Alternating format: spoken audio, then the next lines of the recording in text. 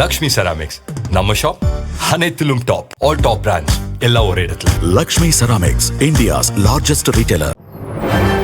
வணக்கம். செய்திச் சுருக்கம். வினாத்தாள் கசிவு புகார் எதிரொலி. நீட் தேர்வு ரத்து. எம்பிபிஎஸ், பிடிஎஸ் உள்ளிட்ட மருத்துவ படிப்பில் மாணவர் சேர்க்கைக்காக நீட் நுழைவுத் தேர்வு நடத்தப்படுகிறது. இளநிலை மருத்துவ படிப்புகளில் சேர இந்த ஆண்டு மே 3ஆம் தேதி நாடு முழுவதும் நீட் தேர்வு நடத்தப்பட்டது. இதில் 23 லட்சம் மாணவர்கள் தேர்வு எழுதினர். நீட் நுழைவுத் தேர்வு வினாத்தாள் லீக் ஆனதாக சமீபத்தில் புகார் எழுந்தது. இந்நிலையில் மே 3ஆம் தேதி நடந்த நீட் நுழைவுத் தேர்வு ரத்து செய்யப்படுவதாக தேசிய தேர்வுகள் முகமை அறிவித்துள்ளது. பதவிக்காக திமுகவுடன் கைகோர்த்த பழனிசாமி, அதிமுக எம்எல்ஏக்கள் பரபரப்பு குற்றச்சாட்டு. தமிழக சட்டசபை தேர்தலில் அதிமுக 47 இடங்களில் வென்று 3வது இடத்திற்கு தள்ளப்பட்டது. தேர்தல் தோல்விக்கு பொறுப்பேற்று பொதுச் செயலாளர் பழனிசாமி கட்சி பதவியை ராஜினாமா செய்ய வேண்டும் என அதிமுகவில் குரல் எழுந்தது. இதையடுத்து சட்டசபைக்கு வந்த அதிமுக எம்எல்ஏக்கள் இருவேறு குழுக்களாக பிரிந்து செயல்படுவதை காண முடிந்தது. பழனிசாமியை சட்டசபை கட்சி தலைவராக அறிவிக்கும்படி சட்டசபை செயலரிடம் 17 எம்எல்ஏக்கள் ஆதரவு கடிதம் வழங்கியதாக தகவல் வெளியானது. இதற்கிடையே எஸ்பி வேலுமணியை சட்டசபை கட்சி தலைவராக அறிவிக்கும்படி 30 அதிமுக எம்எல்ஏக்கள் சட்டசபை செயலரிடம் மனு அளித்ததாகவும் தகவல் வெளியானதால் தமிழக அரசியல் களம் சூடுபிடித்தது. இந்நிலையில் CV. Shanmugam, SP Velumani, C. Vijayabaskar உள்ளிட்ட அதிமுக எம்எல்ஏக்கள் சென்னையில் இன்று காலை கூட்டாக செய்தியாளர்களை சந்தித்து அதிமுகவில் நிலவும் குழப்பம் குறித்து விளக்கம் அளித்தனர்.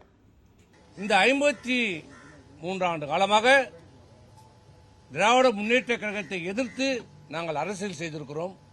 2 தலைமுறை 3 தலைமுறையாக நாங்கள் செய்து கொண்டிருக்கிறோம்.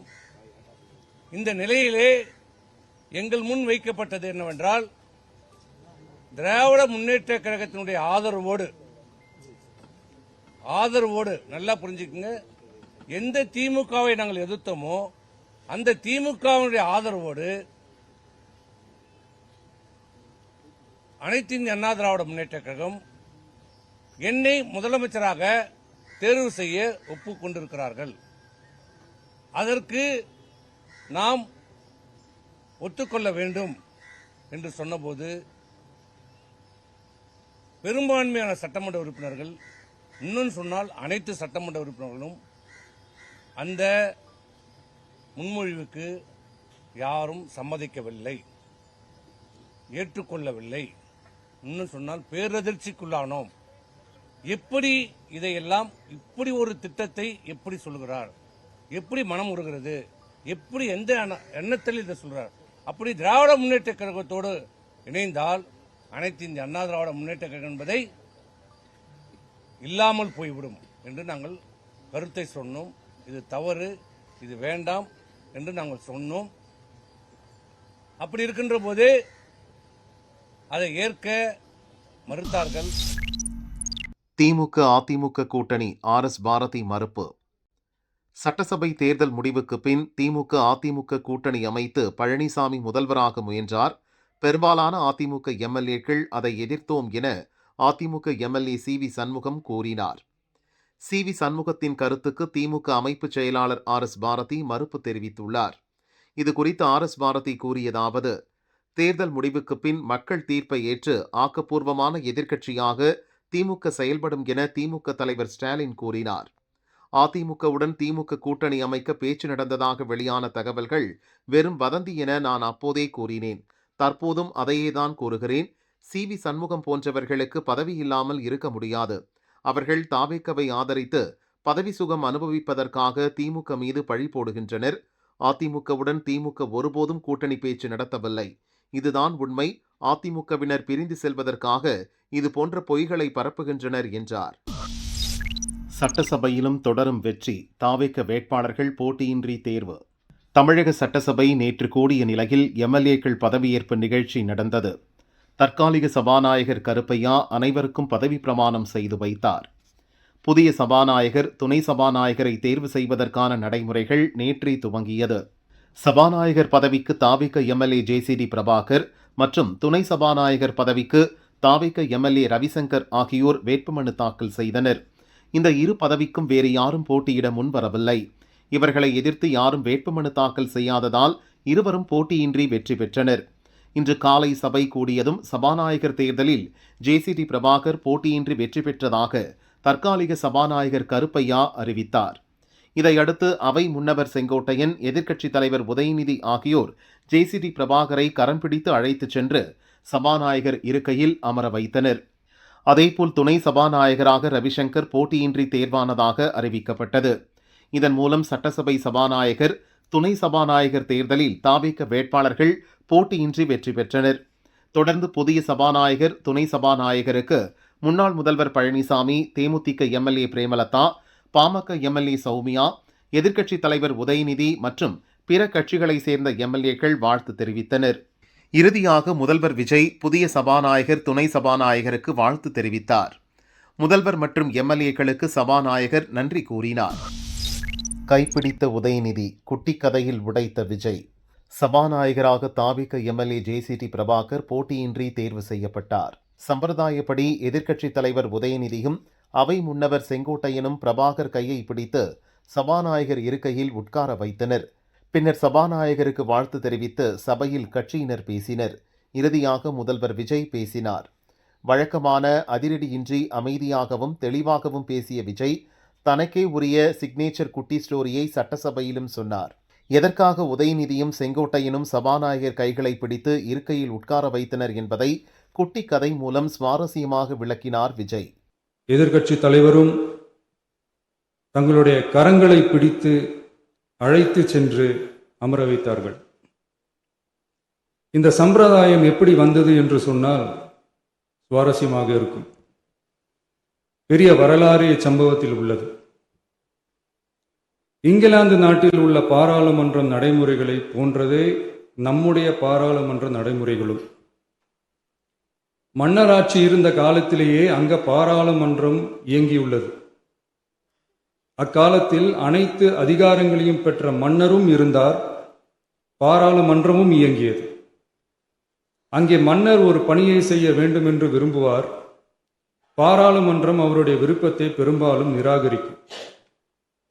மன்னர் விரும்பிய காரியத்தை பாராளுமன்றம் நிராகரித்து விட்டது என்கிற செய்தியை மன்னருக்கு சொல்ல வேண்டியவர் பாராளுமன்ற தலைவர், ஸ்பீக்கர் என்பார்கள். பாராளுமன்றத்தின் கருத்தை மன்னரிடம் சொல்ல வேண்டியவர் ஸ்பீக்கர். அதற்கு துணிவு வேண்டும். சில பணிகளை செய்வதற்குத்தான் பாராளுமன்றத்தின் அனுமதி வேண்டுமே தவிர அந்த ராஜ்யத்தில் உள்ள எந்த பிரஜைக்கும் மரண தண்டனை விதிக்கும் அதிகாரம் மன்னருக்கு உண்டு. தான் விரும்பியதை பாராளுமன்றம் நிராகரித்து விட்டது என்று சொல்லும் ஸ்பீக்கருக்கு மரண தண்டனை விதிக்கும்படி ஆணையிடுவார். தலையை வெட்டி விடுங்கள் என்று ஆணையிடுவார்கள். இது பலமுறை நடந்ததால் யாருமே இந்த ஸ்பீக்கர் பதவிக்கு வர விரும்ப மாட்டார்கள். எனவே புதிதாக பாராளுமன்றம் அமையும் போது ஸ்பீக்கர் பதவிக்கு ஒருவர் அறிவிக்கப்பட்டவுடன் அவர் உடனே தலை தப்பித்தால் போதும் என்று ஓட்டம் பிடிப்பார். அணை முன்னவரும் எதிர்க்கட்சி தலைவரும் அவரை தடுத்து நிறுத்தி அவர் கைகளை பிடித்து இழுத்து வந்து ஆசனத்தில் அமர வைப்பார்கள். இதுதான் அந்த காலத்தில் இருந்து வந்த மரபு. ஜனநாயக முறை ஏற்பட்ட பிறகும் இம்மரபு தொடர்கிறது. நிச்சயமாக தமிழக வெற்றி கழக உறுப்பினர்கள் அனைவருமே உங்களுக்கு உதவிகரமாகவே இருப்பார்கள் என்கிற வாக்குறுதியை. எரிபொருள் தட்டுப்பாடா? மத்திய அரசு விளக்கம். தெலுங்கானாவில் நடந்த நிகழ்ச்சி ஒன்றில் பேசிய பிரதமர் மோடி, ஓராண்டுக்கு தங்கம் வாங்காதீர்கள், பெட்ரோல் டீசல் பயன்பாட்டை குறைக்க பாருங்கள், வீட்டில் இருந்தே வேலை செய்யுங்கள் என்பது உள்ளிட்ட 7 கோரிக்கைகளை மக்களிடம் முன்வைத்தார். இது பெரும் விவாதத்துக்கு வழிவகுத்தது. பெட்ரோலிய பொருட்களுக்கு தட்டுப்பாடு ஏற்படும் அபாயம் இருப்பதால் தான் மோடி இப்படி பேசியதாக தகவல் பரவியது. இந்நிலையில் மத்திய கிழக்கு போர் சூழல் தொடர்பாக ராஜ்நாத் சிங் தலைமையில் டெல்லியில் மத்திய அமைச்சர்கள், செயலாளர்கள் கூட்டம் நடந்தது. கூட்டத்தில் பேசிய பெட்ரோலியத்துறை இணை செயலாளர் சுஜாதா சர்மா, நமக்கு 90% எரிபொருள் தரும் மத்திய கிழக்கில் போர் நீடித்தாலும் எந்த இடையூறும் இல்லாமல் இந்தியாவுக்கு எரிபொருள் வருகிறது. கச்சா எண்ணெய், பெட்ரோல், டீசல், சமையல் எரிவாயு உள்ளிட்ட எந்த விதமான எரிபொருட்களுக்கும் தட்டுப்பாடு இல்லை. நம்மிடம் போதிய இருப்பு இருப்பதால் அச்சப்பட தேவையில்லை. சர்வதேச சூழல் காரணமாக மக்களிடம் எரிபொருள் சிக்கனம் வேண்டும் என்பதைத்தான் வலியுறுத்தினார். மாறாக இந்தியாவுக்கு எந்த சிக்கலும் இல்லை என்று சுஜாதா சர்மா விளக்கமளித்தார். விஜய் சிஎம் ஆகிட்டாரு, தீயாய் பரவும் ரஜினி செயல். பரபரப்பாக சென்னை ஏர்போர்ட் வந்த நடிகர் ரஜினிகாந்திடம் விஜய் முதல்வராகிட்டார் என்று செய்தியாளர் ஒருவர் கேள்வி கேட்க ஆரம்பிக்க ரஜினி கொடுத்த ரியாக்ஷன் தான் இப்போது தீயாக பரவி வருகிறது. சார் விஜய் முதல்வராக பொறுப்பேற்றிருக்காரு.